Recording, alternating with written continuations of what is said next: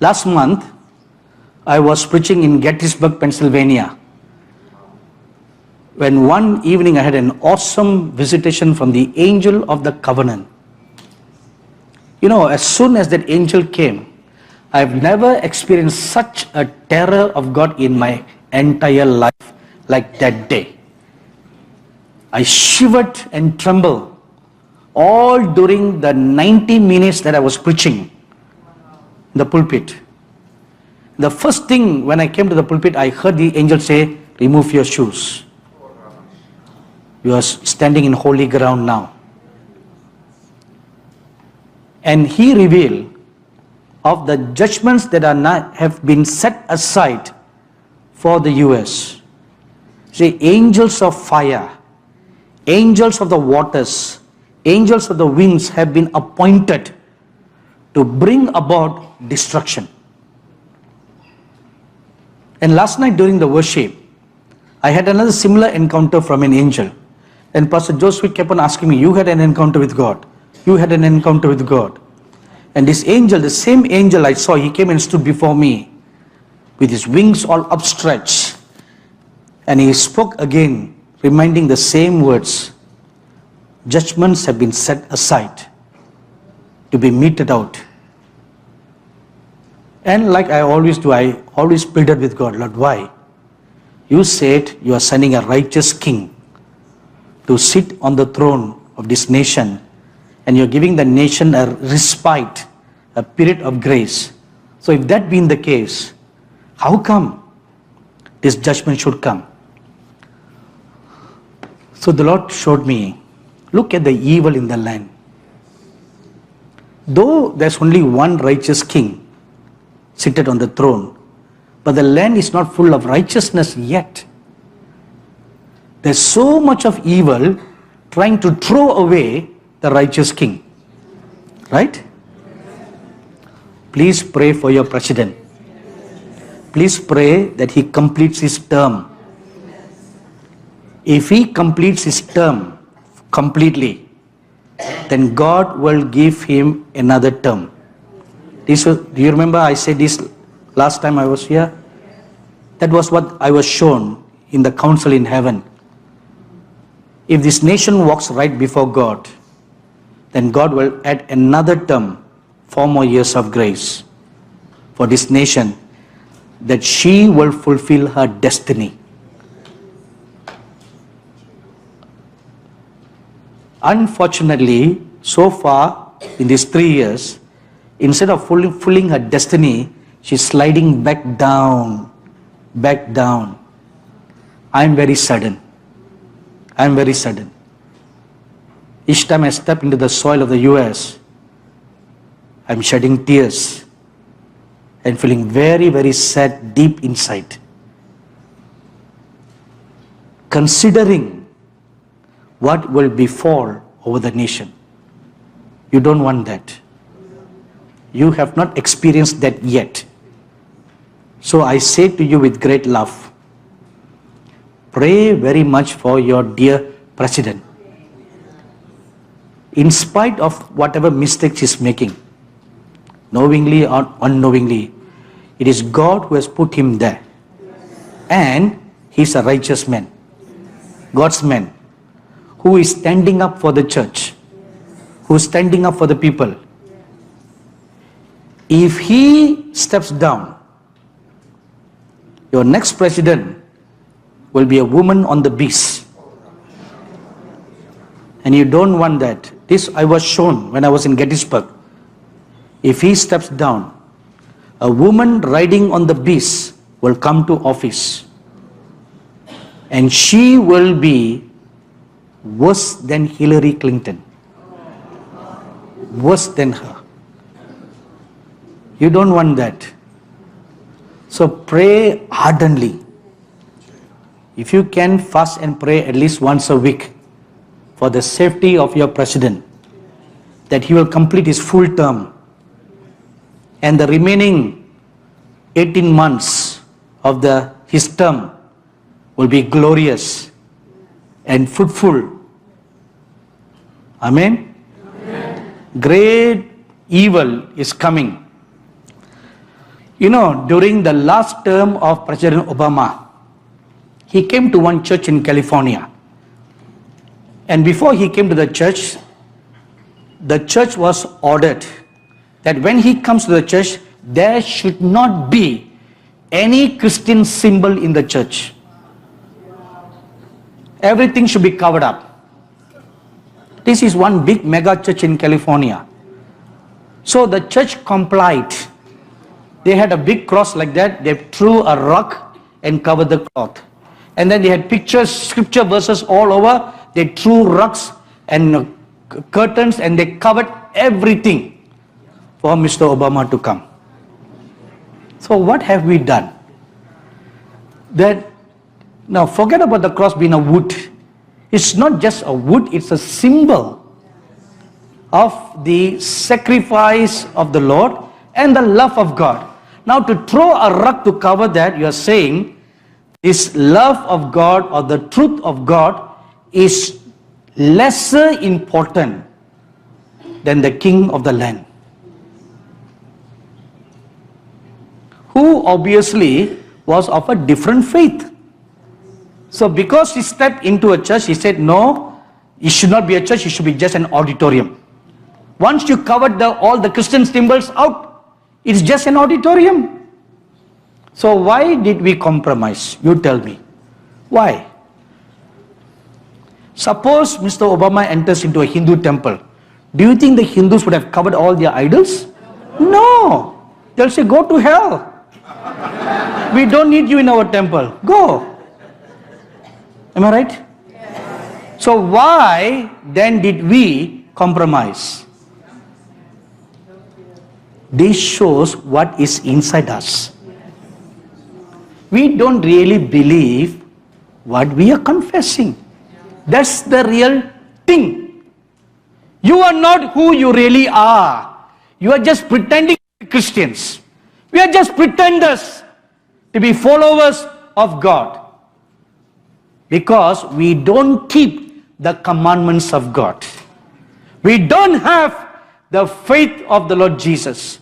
We don't have the testimony of the Lord Jesus.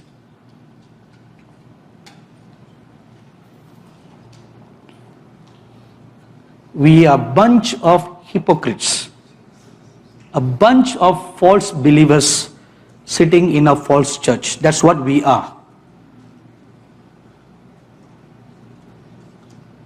So therefore, God will give you a king after your own heart, or a queen after your own heart, and God will give you leaders who will tickle your ears and sing lullaby for you to sleep.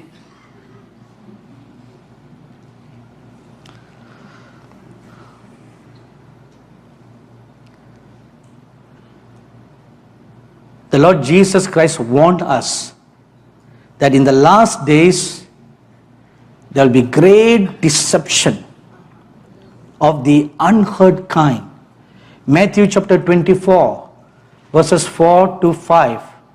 And one of the aftershoot or the after effects of the deception is an influx of false prophets.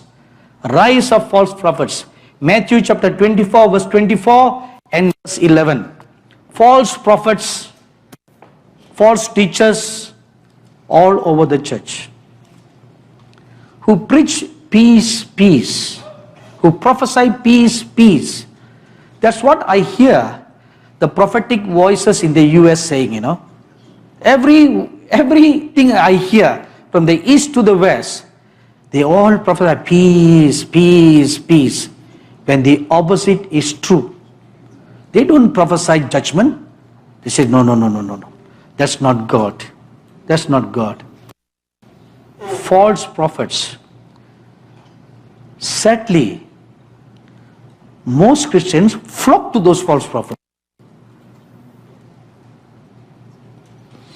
You know, I tell you one truth.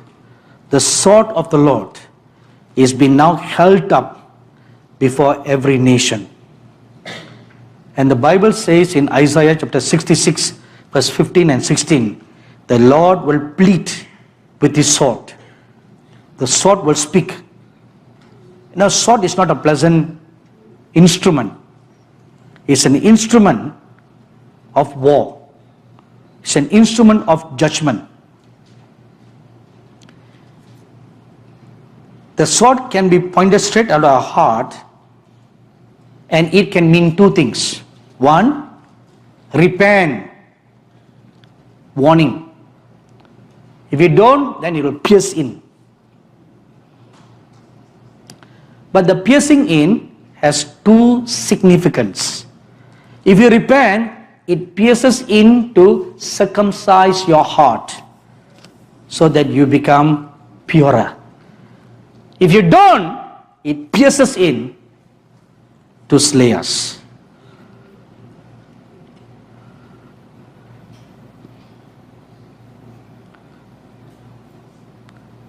I'm sorry I don't bring a good word of blessing to you. Even last night I was telling the angel, why is it always me? Why is it always me that we should bring words like this? You know, in conclusion, I just said this one word. It's because God loves America too much, He will chastise you. He loves you too much. And again, I was shown in Gettysburg. And the Lord told me, you know, He is withholding His hand of judgment from this nation because of your former godly presidents who are praying in heaven. He said, I remember the covenant they made and I see their tears. Because of that, I'm withholding my hand. But it won't be for too long. So thank God for godly heritage, for godly leaders. Among President Trump is the 45th, right?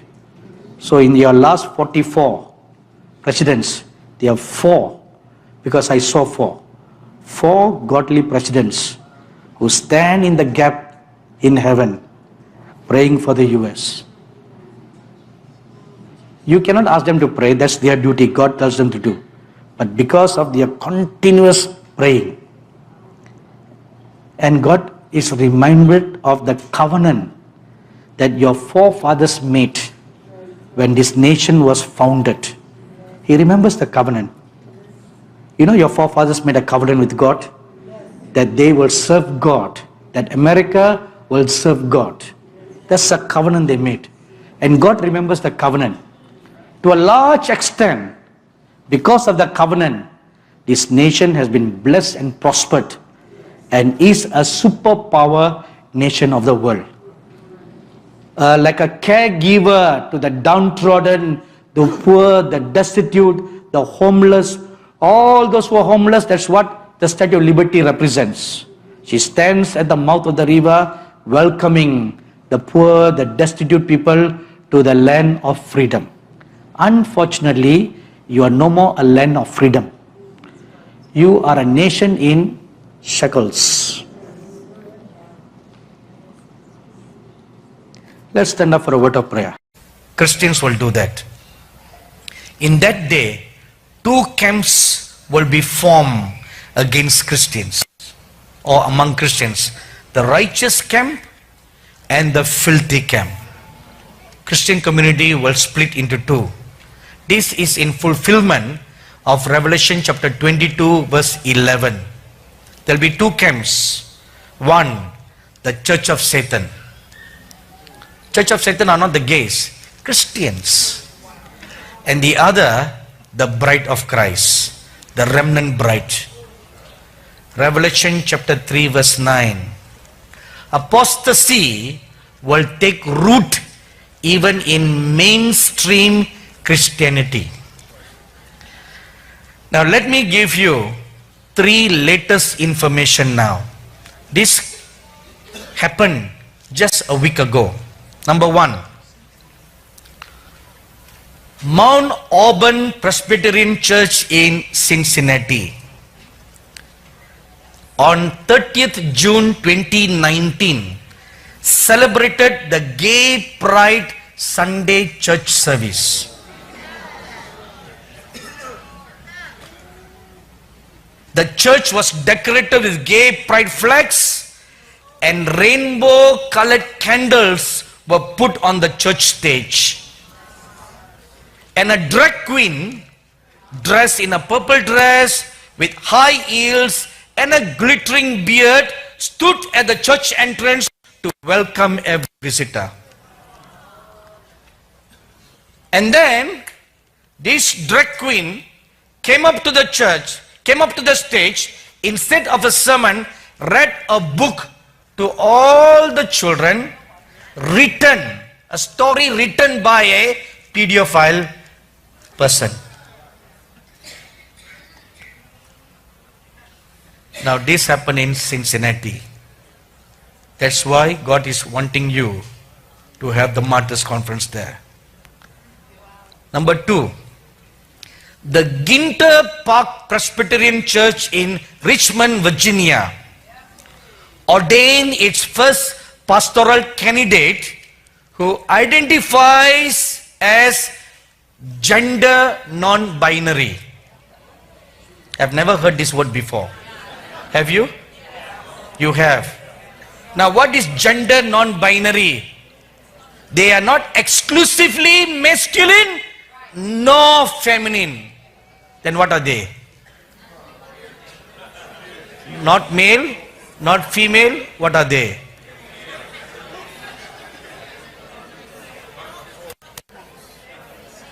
Gender non-binary. Number 3, there is a bill under consideration in California called ACR 99.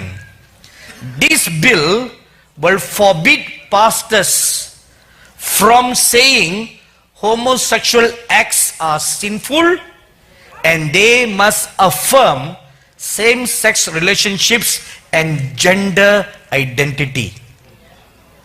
ACR 99 says, whereas the California state legislature has found that being lesbian, gay, bisexual or transgender LGBTQ is not a disease, disorder, illness, deficiency or shortcoming. That's the bill they're going to pass in California. That is the reason why in just 2 days, 2 big earthquakes shook California. On the 4th of July, an earthquake of the Richter scale 6.4. On the 5th of July, an earthquake of 7.1, and it was followed by 5.4, 5.0, 5.5 and 5.4, all in California. You know, 3 years ago, I was in San Diego when the Lord Jesus appeared to me and he said, this state is going to be destroyed by an earthquake. And I saw a mighty angel, huge gigantic angel with a sledgehammer in his hand, and hundreds of angels standing all along the San Andreas Fault with the sledgehammers in their hand, ready to pounce on the land and cause a major earthquake like that the history of California or the history of US has ever seen. And the Lord told me 3 regions in the US have been marked for a massive earthquake.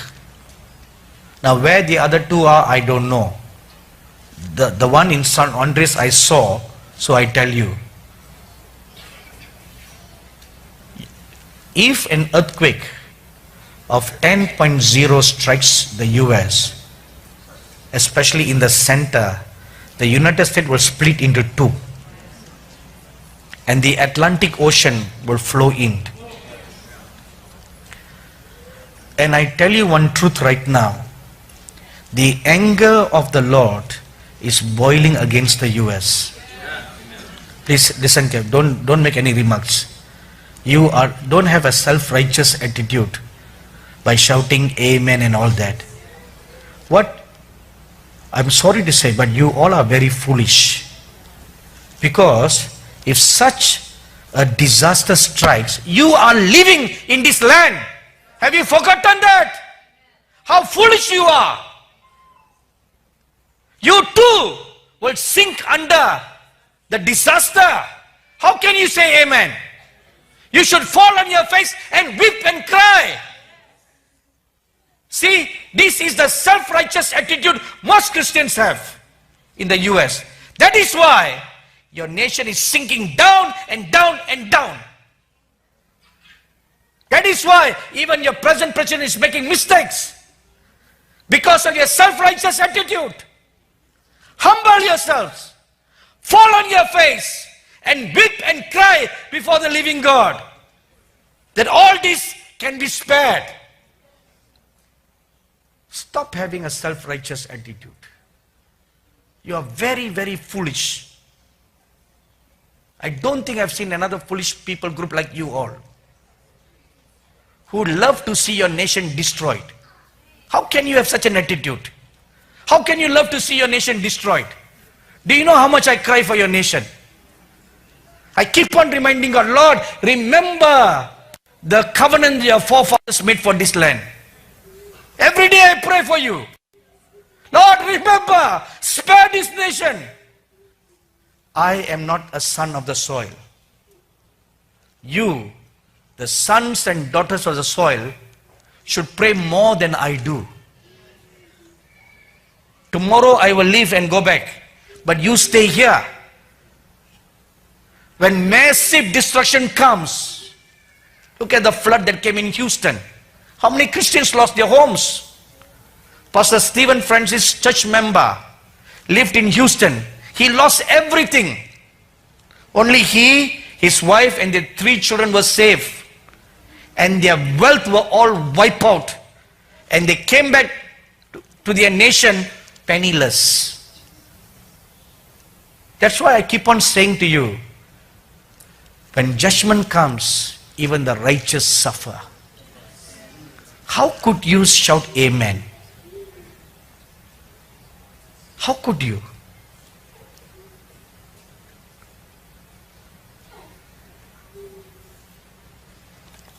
You know, that is the issue. The Lord tells me, you do not know about these people. That's what He tells me. You know, Dr. White, he said, you do not know about them. They are very self-centered people. Now I see with my own eyes. My dearly beloved brothers and sisters, sons and daughters, the remnant should not be like that. The remnant must fall on his face and take hold and weep and cry, Lord, spare. Lord, spare us. That should be our attitude. Please keep quiet. Not now. The remnant are them that keeps the commandments of God and the faith of Jesus. Now at the time of testing, they should not deny the Lord and must stand steadfast like the 3 Hebrews. You read about them in Daniel chapter 3.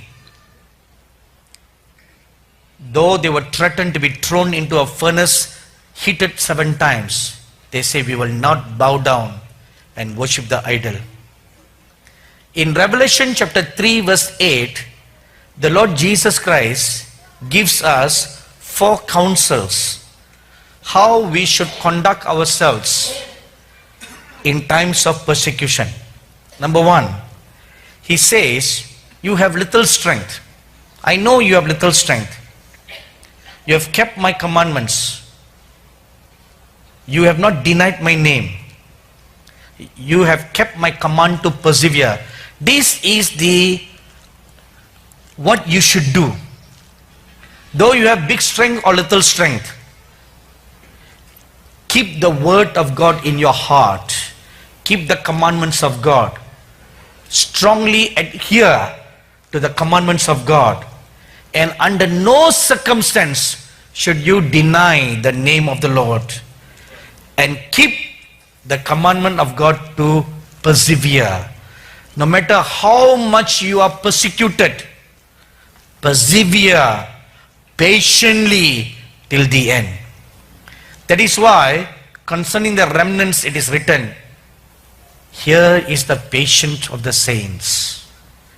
You must have great patience to just persevere in the last days. This evening, as I was preparing to come here, I was praying and asking the Lord, and just praying for this evening's meeting, asking the Lord to speak and make himself known.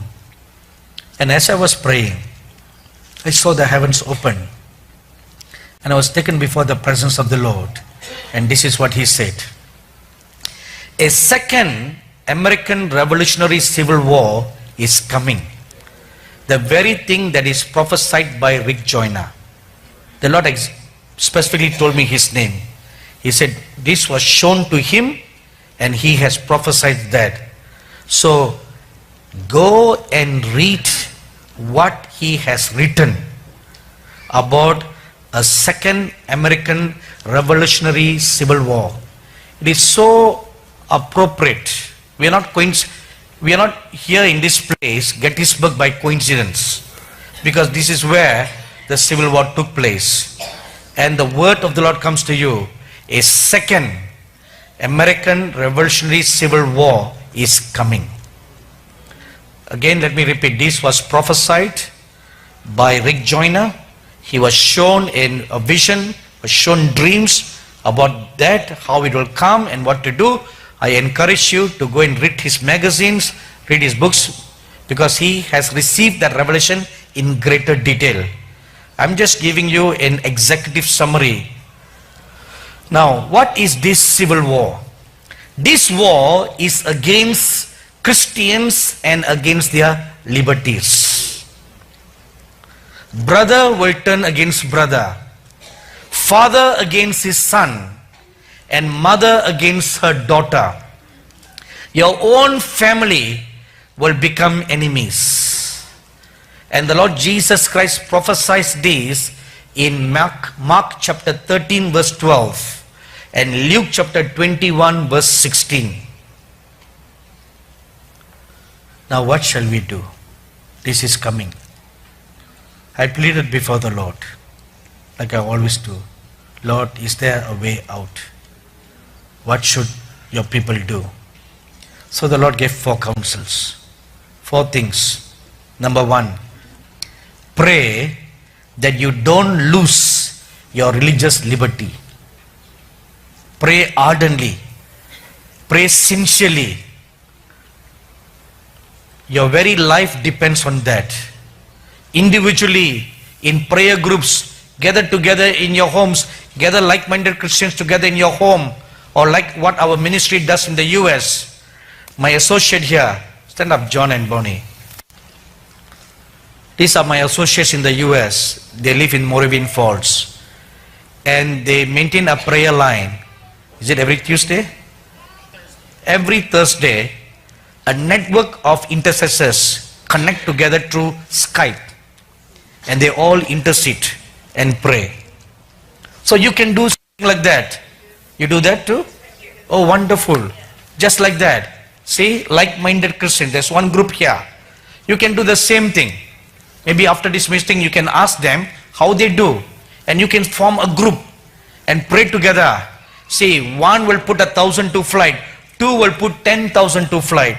So pray ardently that you don't lose your religious liberties. Number 2, pray that you will escape from all this wrath to come. Pray that you escape. Escape meaning, it can mean 2 things. Taken out of this world or hidden. hidden somewhere. Number 3, pray for your children and protect them from indoctrination of evil ways.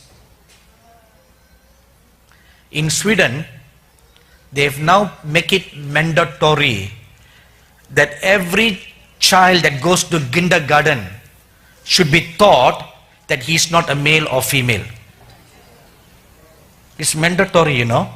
This little 3 years old, 5 years old, they are told, do you think you are male? No. Do you think you are a female? No. You may become a female. You may become a male. Or you can become a drag queen. Or you may not even know who you are. Little ones. And they will grow up with that thinking. What will they become? A nation of gays. Now, such education is spreading all over the world right now. All over the world. Even in the US, it has begun.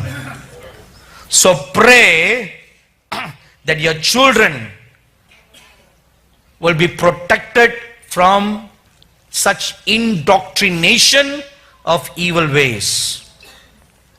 And number 4, fast and pray that you will stand strong against the evil days.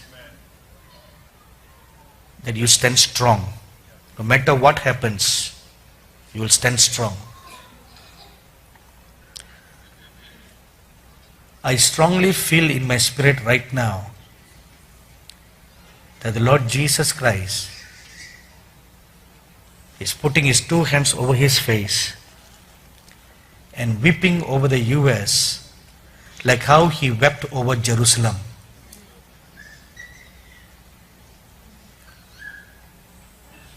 And I hear the Holy Spirit tell me, Son of man, no matter how much you shouted and cried to them, they are dull of hearing. They will leave this place and go back on their own ways.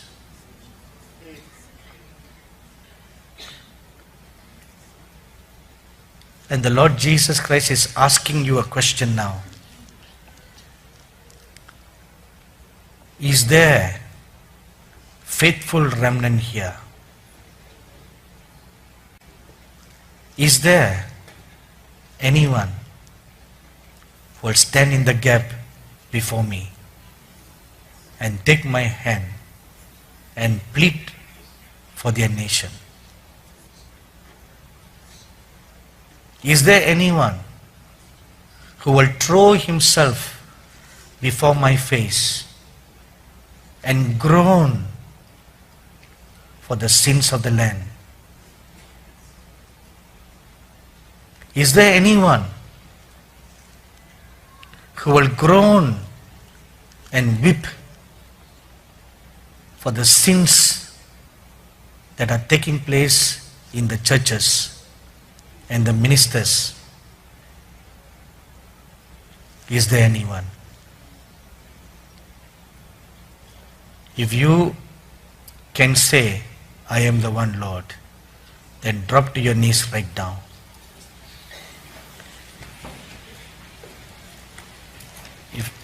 If you want to prostrate yourself, go ahead. Now you cry out to God. You pray for your nation.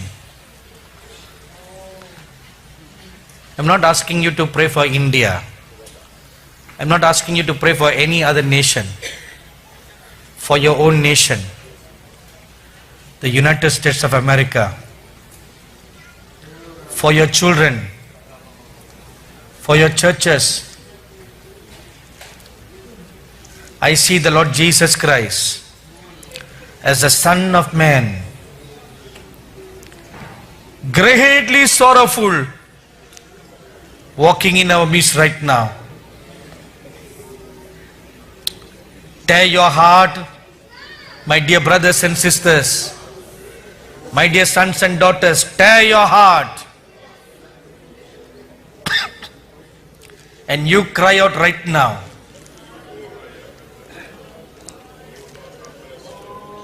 You cry unto him. Pray that you don't lose your religious liberties. Pray that you will escape from all the wrath to come. Pray for your children. Pray for the sins of the land.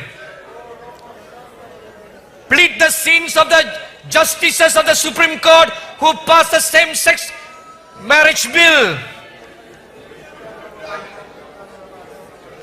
Pray against all the evil lawmakers in the land that are devising wicked legislation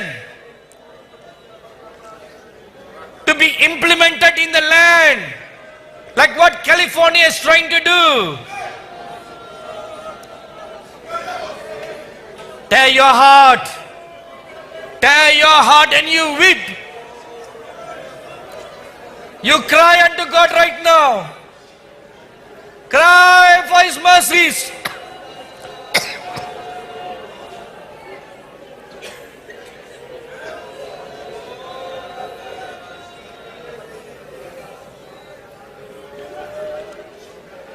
Don't hold your peace.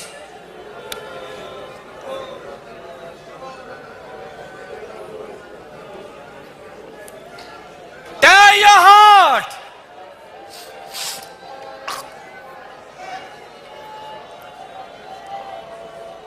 Let your tears roll like rivers. Tear your heart. Beat upon your breasts.